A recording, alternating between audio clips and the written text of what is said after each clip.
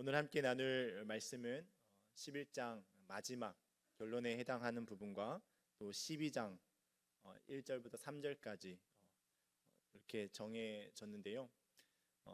이렇게 두 장을 연결해서 보는 이유는 11장 이 마지막 두 절이 11장 전체를 아우르는 결론에 해당하는 말씀이며, 또 12장 초두의 이 1절부터 3절은 11장에서 말씀하고 있는 것을 토대로 우리에게 권면을 하고 있는 말씀이기 때문에 그렇습니다.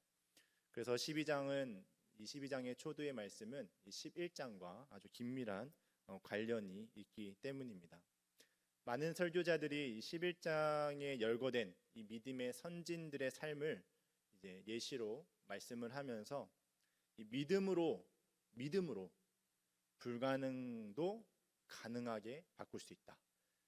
믿음이 우리가 원하고 소망하는 바를 가능하게 하여 그것을 이룰 수 있다라고 하는 것에 초점을 맞춰서 이 믿음의 삶을 살아가는 이 선진들을 본받는 삶을 살자라고 결론을 지어버리는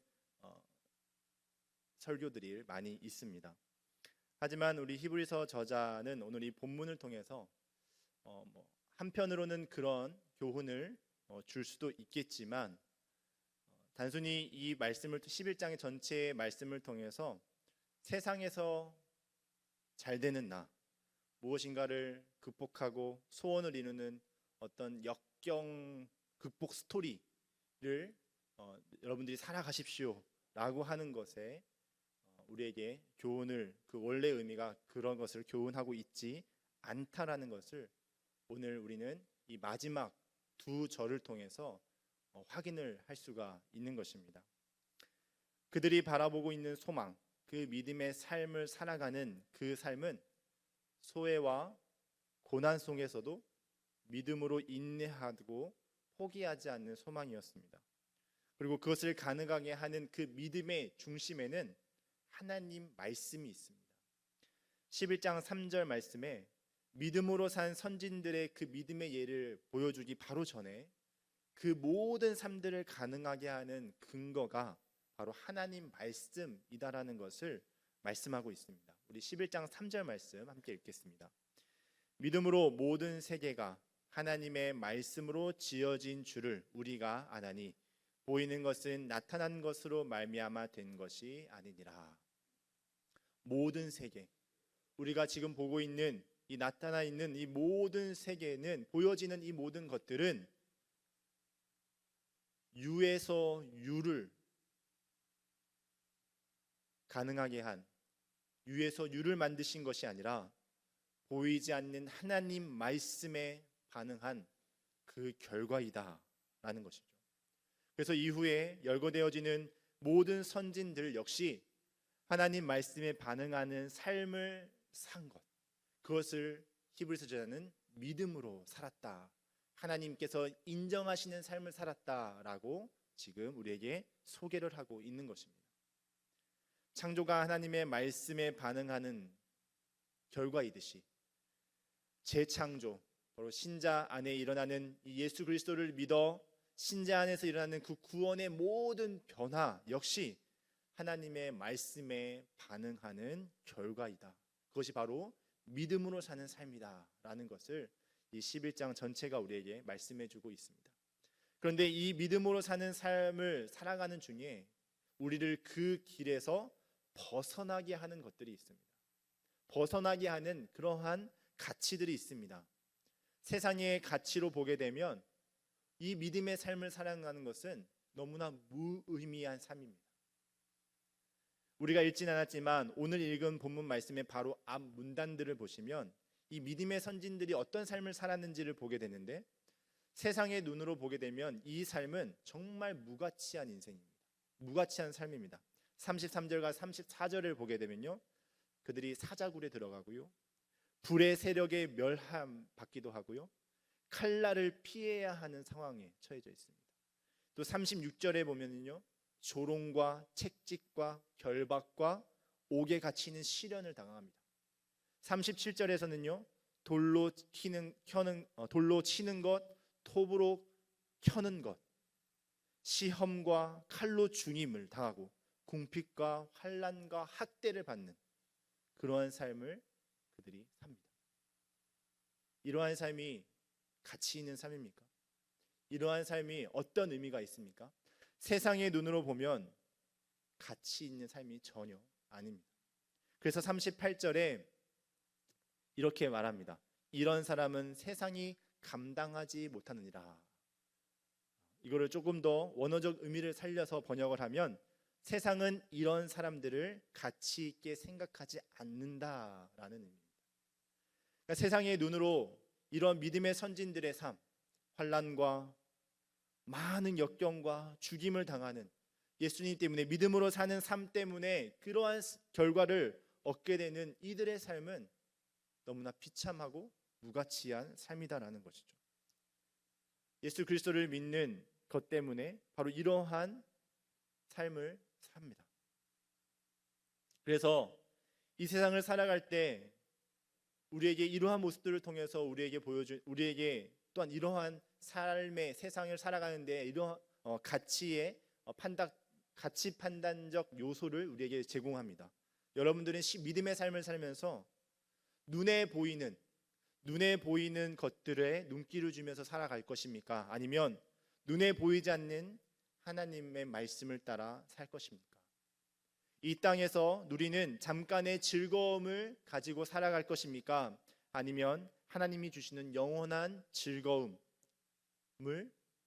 누리며 살아갈 것입니까? 어느 쪽을 선택하실 것입니까? 이러한 삶의 가치 판단의 요소들을 또한 본문 속에서 찾아볼 수가 있습니다. 우리가 신앙생활을 한편으로만 생각하는 경우가 많이 있습니다. 신앙생활을 하면 우리의 인생은 상승 곡선만 있다, 높이 올라가는 것만 있다 라고 생각하며 살아가는 사람들도 있습니다. 하지만 신앙생활은 오르막이 있으면 내리막도 있습니다. 모든 인생이 그렇듯이 이 신앙생활에도 올라가는 것이 있으면 곤두박질 치는 것 같은 상황이 주어질 때도 있습니다. 그래서 이 믿음으로 산다라는 것은 이 모든 상황 속에서 어떻게 살아갈 것이냐, 믿음으로 사는 삶을 살아라. 올라갈 때도 믿음으로, 내려갈 때도 믿음으로 살아라. 바로 이러한 삶의 기회를 우리에게 제공하고 있는 것이죠. 이러한 믿음의 삶을 살아가는데, 그러면 이러한 삶을 살아가는데 우리에게 동기부여가 필요합니다. 어떻게 우리가 이러한 삶을 지속적으로 살아갈 것인가, 지속적으로 이 삶을 살아갈 것인가. 세상이 무가치하다라고, 무의미하다라고 하는 이 세상 속에서 우리가 이 믿음으로 살아가는 삶의 이 동기부여, 계속해서 어떻게 이 믿음을 살아갈 것인가 하는 것, 그것이 바로 오늘 11장 전체를 종합하면서 결론적으로 우리에게 주시는 이 말씀을 통해서 우리에게 이 동기부여를 합니다. 첫 번째로 우리에게 말씀해 주시는 것은 이 새 언약의 백성 성도에게 탁월한 우월한 특권이 주어졌다라는 것입니다. 믿음으로 살아가는 선진들의 삶을 본받는 그런 비슷한 삶을 살아가라라고 하는 이 교훈도 우리에겐 중요한 교훈이지만, 이 39절과 이 40절에서는 그와 같은 맥락에서 바라보았을 때 뭔가 우리에게 다른 것을 제시하는 것과 같은, 다른 것을 제시하는 그러한 놀랄만한 구절을 우리에게 보여주고 있습니다. 우리 39절 말씀 함께 읽도록 하겠습니다. 이 사람들은 다 믿음으로 말미암아 증거를 받았으나 약속된 것을 받지 못하였으니. 아멘. 이 믿음의 사람들은 믿음으로 말미암아 증거를 받았다. 여기서 말하는 이 증거는 11절 서두에서 한번 드린 적이 있는데, 좀 더 정확한 의미로는 하나님의 인정을 받았다. 그러니까 이 믿음으로 사는 삶을 통해서 그들은 이 믿음으로 말미암아 하나님께 인정을 받는 믿음의 삶을 살았다라는 것이죠. 좋을 때도 인정을 받는 삶을 살았고, 그들의 삶이 상황이 나쁠 때에도 믿음으로 사는 삶의 그 인정을 받은 사람들입니다. 받은 자들입니다. 근데 그 다음이 이제 문제입니다. 그러한 하나님의 인정을 받는 증거를 받았는데 약속된 것을 또한 반대로 받지 못했다라고 말합니다. 약속을 받지 못했다. 그 약속의 실체가 그들에게 주어지지 않았다라는 것이죠. 이것이 무엇을 우리에게 의미하는가? 이와 비슷한 표현이 13절에 등장을 합니다. 우리 13절 말씀 함께 읽도록 하겠습니다. 이 사람들은 다 믿음을 따라 죽었으며 약속을 받지 못하였으되. 같은 표현처럼 보여지지만 여기서 이 약속이라는 단어가 동일하게 사용이 됩니다. 그런데 이 약속이라고 하는 단어가 13절에서 사용하는 약속과 39절에서 사용하는 약속이 가리키는 바가 다릅니다. 13절에서는 이 약속을 복수형으로 사용하였습니다. 약속들입니다. 약속들. 근데 이 39절에서는 약속, 그 약속이라고 해서 단수로 하나의 약속을 가리키고 있는 말입니다. 그래서 이 13절의 약속들은 곧 이 사람들, 바로 이 구약의 이 앞에 제시되어지고 있는 아브라함, 이삭, 야곱, 이 족장들을 가리키고, 하나님께서 이 족장들, 아브라함과 약속하신 그 약속들, 그래도 야곱과 이삭에게 약속하셨던 그 약속들, 그것들이 무엇이 있습니까? 땅에 대한 약속, 후손에 대한 약속.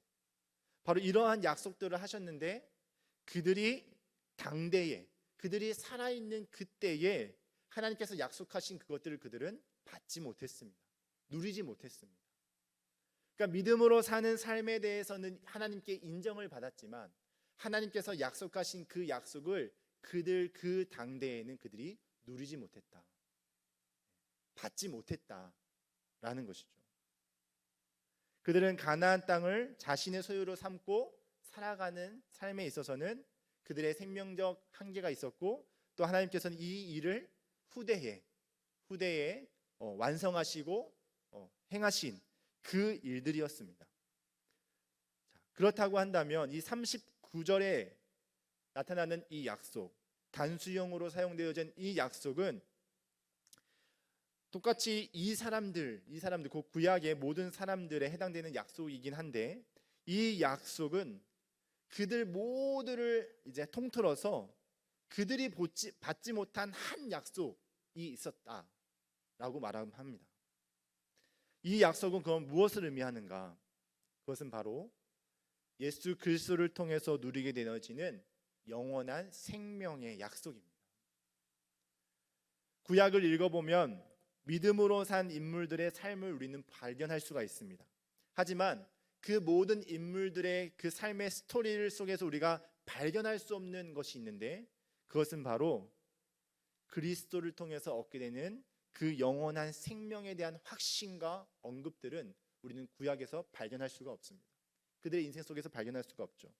물론 물밑에 그림자로 보여지기는 하지만 그것이 실제로 그들에게 선포되어지고 예수 그리스도가 그들에게 확신 가운데 나아가게 하는 것은 구약에서 우리는 발견할 수 없는, 신약에서 비로소 우리에게 주어지는 그러한 생명, 영원한 생명이다라는 것이죠. 그래서 구약에서 보여지는 바로 이러한 희미한, 눈앞에 나타나지 않지만 희미하게 나타나 있는 그 구약에서 발견되어지는 예수 그리스도가 이제 신약에서는 실체가 드러나고 그 영원한 생명의 본질로서 이 땅 가운데 등장을 한 것입니다.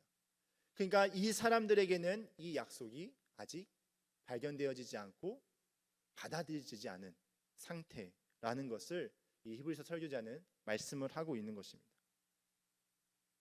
하나님께서 그리스도 안에서 이루실 그 계획, 그 이루신 그 생명이 구약에서는 감춰져 있었고 그들이 확신 가운데 나아갈 수 없었던 그것이 바로 이 한 약속에 담겨져 있는 것입니다. 구약의 이 믿음의 인물들의 이 믿음의 삶을 보여주는 삶의 의미는 이 구약의 믿음의 인물들은 그 믿음의 삶을 통해서 최종적으로 가리키는 그 예수 그리스도를 가리키는 그 역할을 하는 데는 큰 기여를 하였지만 그들은 그것을 실제로 누리지 못하는 그러한 삶을 산 것입니다. 하지만 이제 신약의 성도들은 그 예수 그리스도 안에서의 이 영원한 생명을 실제로 소유하고 확신 가운데 있는 그러한 특권을 누리는 자다라고 우리에게 말씀하고 있습니다. 이에 대한 증언을 40절 말씀에 계속해서 하고 있습니다. 우리 40절 말씀을 함께 읽겠습니다.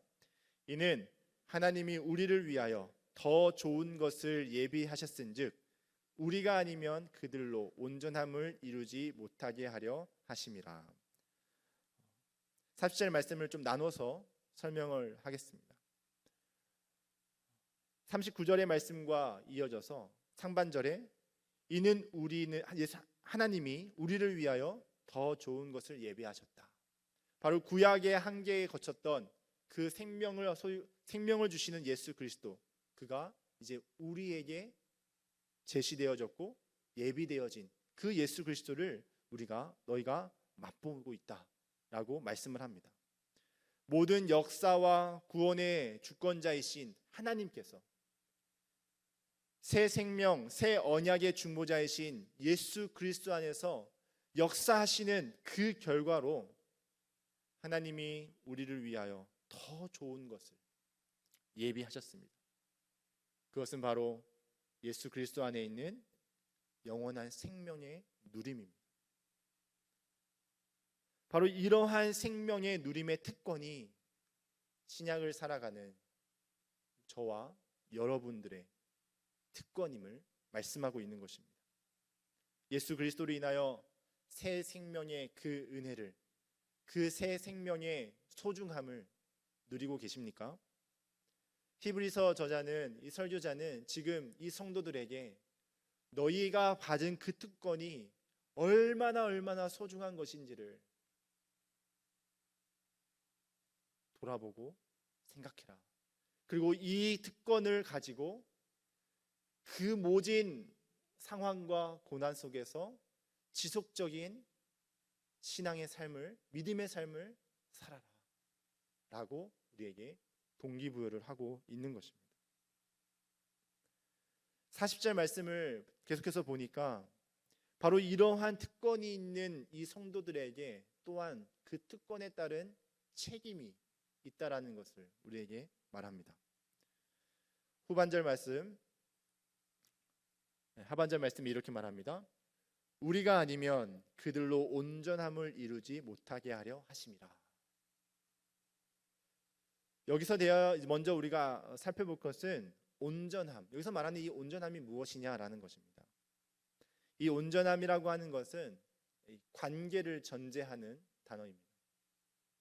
예수 그리스도로 인해서 우리에게 일어나는 변화가 있는데 그것은 마음과 양심, 우리의 전 인격적 변화입니다. 하나님의 형상으로 회복되어지는 변화.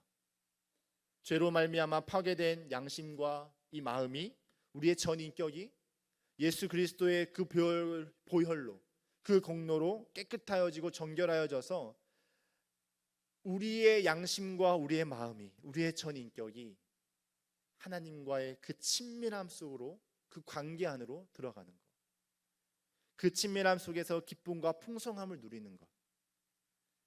그것이 바로 이 온전함이라고 하는 단어에 담겨져 있는 의미입니다. 구약의 옛 언약, 바로 이 제사를 통해서는 이것을 누릴 수가 없었습니다.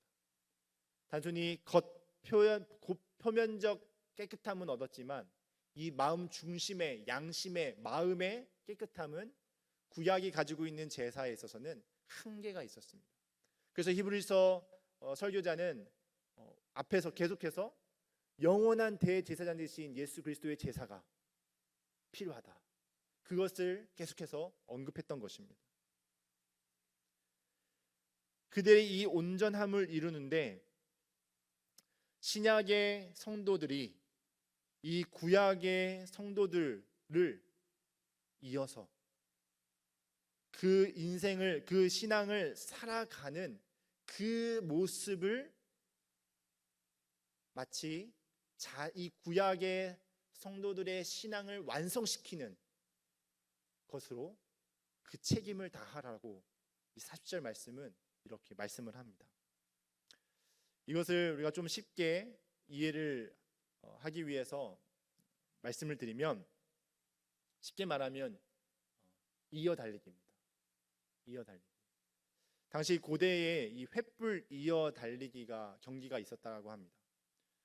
이 횃불 이어 달리기는 이 횃불을 들고 우리가 이제 요즘에 하고 있는 이제 계주를 하는 건데요. 1등 승리를 하기 위해서는 두 가지 조건이 필요합니다. 일단은 끝까지 결승선을 도착을 해야 되고요. 가는 도중에 이 횃불이 꺼지면 안 됩니다.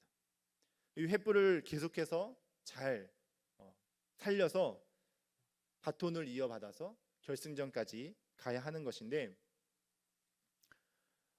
이러한 경기를 이 설교자는 염두에 두고 이 믿음의 삶을 살아가는, 신약의 믿음의 삶을 살아가는 이 성도가 바로 이 경주의 최종 마지막 주자다라고 하는 이러한 이제 비유적 표현을 통해서 여러분들이 달려서 그 결승전을 통과해야 이 경기가 의미가 있는 것처럼, 함께 하는 그 팀이 경기가 끝나는 것처럼 의미를 받는 것처럼 신약의 성도들이 끝까지 그 믿음의 길을 가야 된다라고 지금 우리에게 권면을 하고 있는 것이죠. 설교자는 이 믿음으로 사는 삶에 대해서 이 구약의 인물들의 그 믿음의 위대한 그 삶의 스토리를 이야기하면서 그들의 믿음의 삶은 하나님께서 인정하시는 삶이지만 그 믿음의 삶을 완성하는데 여러분들의 믿음의 삶이 필요합니다. 그들의 삶이 의미가 있으려면 지금 여러분들의 믿음의 삶이 그것을 이어받아 끝까지 완주하는 그 삶을 살아야 합니다 라고 말씀하고 있는 것입니다. 히브리서를 처음에 시작하면서 왜 히브리서가 쓰여졌는지 그 배경을 잠깐 말씀드렸습니다. 이 히브리서의 독자들은, 이 히브리서 설교를 듣는 이 청중들은 다시 그가 예수 그리스도를 믿음으로 인해서 오는 여러 가지 환난과 핍박 때문에 다시 유대교로 돌아가려고 하는, 다시 그들이 전에 믿었던 종교로 돌아가려고 하는 그러한 자들이었습니다. 그렇기 때문에 이 히브리서 저자는 여러분들에게 시작된 그 믿음이, 그 예수 그리스도 안에서 시작된 그 특권이 얼마나 귀한 것인지, 구약에서 이룰 수 없었던 그 특권임을 이야기하면서 그것을 이어받아 지속적인 그 믿음의 삶을 살아가라고 지금 말씀하고 설득을 하고 있는 것입니다. 사랑하는 성도님들, 우리의 삶에 이 믿음의 경주를 하는 데 있어서 정말 롤러코스터, 정말 하나님께 이렇게 쫙 치솟을 만한 그런 믿음의 삶이라고 고백할 만한, 자랑할 만한 그러한 상황도 있지만 곤두박질치고 하얀 곡선을 내려가는 하는 그러한 삶을 살아갈 때도 있습니다. 근데 우리가 이것을 오해하면 안 됩니다. 올라갈 때는 믿음의 삶이었고 내려갈 때는 믿음의 삶이 아니다. 올라갈 때는 은혜가 충만한 삶이고 내려갈 때는 은혜가 없는 삶이다. 전혀 그렇지 않습니다. 우리의 믿음의 삶은 올라갈 때도 있고 내려갈 때도 있는 것입니다. 올라갈 때도 믿음으로 살아야 되고 내려갈 때도 믿음으로 살아가는 것입니다. 올라갈 때도 은혜 안에 있는 것이고요, 내려갈 때도 은혜 안에 있는 것입니다. 이것이 바로 예수 그리스도를 통해서 우리에게 주시는 영원한 생명 안에서 살아가는 우리의 삶입니다. 그래서 히브리서 설교자는 그 이 땅에서 우리가 살아가는 이 믿음의 삶을 통해서 주어지는 상도 있지만 그 영원한 하나님의 나라의 그 상이 있기 때문에 그 길에 그 경주의 마지막 그 결승전을 향하여 살아가는 여러분들이, 신약의 성도들이 끝까지 그 결승선을 향해서 곁눈질하지 말고 횃불에 불을 끄지 마시고 달려가시기를 바랍니다 라고 말씀하고 있는 것이죠. 이 삶은 누리는 삶입니다. 우리에게 주어진 그 예수 그리스도의 특권을 누리는 삶입니다. 고통과 부담과 억지의 삶이 아니라 우리에게 주신 그 특권을 누리는 삶. 이 책임이라고 하는 단어가 우리에게는 굉장히 부담스럽게 다가오는 단어인데요. 영어로 이것을 좀 의미를 해보면 의무, 해야 할 것을 하는 그 의미가 있습니다. 해야 할 것을 하는 것. 그러니까 부모의 책임을 다해라 라고 했을 때는 뭔가 부담스럽게 막 뭔가를 해줘라 라는 것이 아니라 부모로서의 해야 할 도리를 해라 라는 것이 이 책임이라고 하는 단어입니다. 성도의 책임이라고 하는 것은 성도로서 무엇인가를 막 이루기 위해서 노력해라 라고 하는 그러한 부담이 아니라 주어진 성도의 신분에 맞는 해야 할 삶을, 살아야 할 삶을 살아라 라는 것입니다. 그러면서 이제 12장으로 넘어가서 그 삶을 살아가는데 여러분들에게 너무나 본이 되어지고 여러분들 그 믿음의 창시자요 온전하신 완성자이신 그분을 제시를 합니다. 우리 2절 말씀 함께 보도록 하겠습니다. 시작. 믿음의 주요 또 온전하게 하시는 이인 예수를 바라보자. 그는 그 앞에 있는 기쁨을 위하여 십자가를 참으사 부끄러움을 개의치 아니하시더니 하나님 보좌 우편에 앉으셨느니라. 그 삶을 살아갔던, 믿음의 삶을 살아갔던 모든 증인들의 삶을 대표하는 분이시며 그 증인들의 그 믿음의 근본이시고 실체이신 예수 그리스도를 언급하면서 성도들이 따라가고 바라보아야 할 그 분이 바로 예수 그리스도다라고 말씀을 합니다.